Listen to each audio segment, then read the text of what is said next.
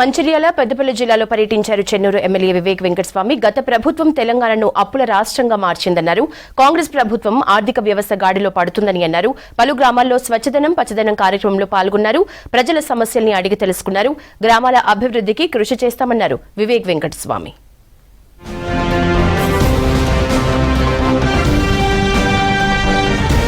రాష్ట్ర ఆర్థిక పరిస్థితి బాగోలేదన్నారు చెన్నూరు ఎమ్మెల్యే వివేక్ వెంకటస్వామి. గత సీఎం కేసీఆర్ రాష్ట్రంపై 7 లక్షల కోట్ల అప్పుల భారాన్ని మోపాడని తెలిపారు. సీఎం రేవంత్ ఆర్థిక వ్యవస్థను మెరుగుపరుస్తున్నారని తెలిపారు.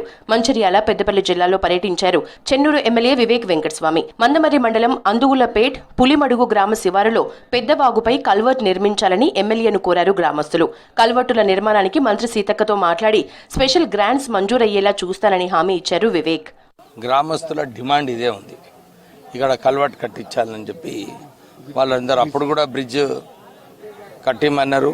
ఇప్పుడు కూడా అదే డిమాండ్. ఈరోజు అందరు కూడా ఇదే చెప్తున్నారు. సార్ మేమందరం ఇటు పక్క ఉన్నాం, కానీ మా భూములన్నీ ఆ పక్క ఉన్నాయి, మేము పోలేకపోతున్నాము, మాకు ఇబ్బంది ఉందని చెప్పి మన పులిమడుగు అందులోపేట్ గ్రామస్తులందరూ కూడా వాళ్ళు ఇదే డిమాండ్ చేస్తున్నారు. నేను పంచాయతీరాజ్ మినిస్టర్ సీతక్క గారితో కలిసి ఈ 2 బ్రిడ్జ్లకు మళ్ళీ రీశాంక్షన్ కావాలి, మంత్రి గారితో మాట్లాడి ఈ సమస్య దీన్ని శాంక్షన్ చేపించి వీళ్ళకు ఈ పనులు కూడా మొదలు పెట్టడానికి చర్యలు తీసుకుంటాం. మంచిర్యాల జిల్లా కేంద్రంలో కియా షోరూం ప్రారంభించారు వివేక్ వెంకటస్వామి. షోరూం యాజమాన్యంతో కలిసి ప్రారంభోత్సవ పూజా కార్యక్రమంలో పాల్గొన్నారు. ఖాతాదారులకు మంచి సేవలు అందించే దిశగా హైదరాబాద్లో కాకుండా మంచిర్యాలలో కియా సంస్థ ఏర్పాటు చేయడం సంతోషంగా ఉందన్నారు. 10 లక్షల నుంచి 80 లక్షల విలువైన రకరకాల బ్రాండ్స్ కియా సంస్థలో అందుబాటులో ఉన్నాయని తెలిపింది కియా యాజమాన్యం. ఇంత పెద్ద షోరూమ్ ఇక్కడ ఎవరికి కూడా స్థాపించలేదు. మరి పెద్ద షోరూమ్ పెట్టి 10 లక్షల నుంచి 80 లక్షల వరకు ఇక్కడ కియా మోటార్ వెహికల్స్ మోటార్స్ ఇక్కడ అమ్ముడు పోతాయి.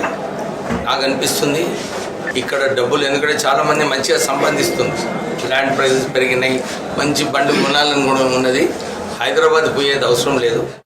జైపూర్ మండలం టేకుమట్ల, ఇందారం, రామారావుపేట గ్రామాల్లో స్వచ్ఛదనం పచ్చదనం కార్యక్రమంలో పాల్గొన్నారు వివేక్. గ్రామాల్లో మొక్కలు నాటారు. ప్రజలను సమస్యలను అడిగి తెలుసుకున్నారు. ప్రజా సమస్యలు పరిష్కరించాలని సంబంధిత అధికారులను ఆదేశించారు. ప్రజల నుంచి వచ్చిన పలు వినతుల్ని స్వీకరించారు వివేక్ వెంకటస్వామి.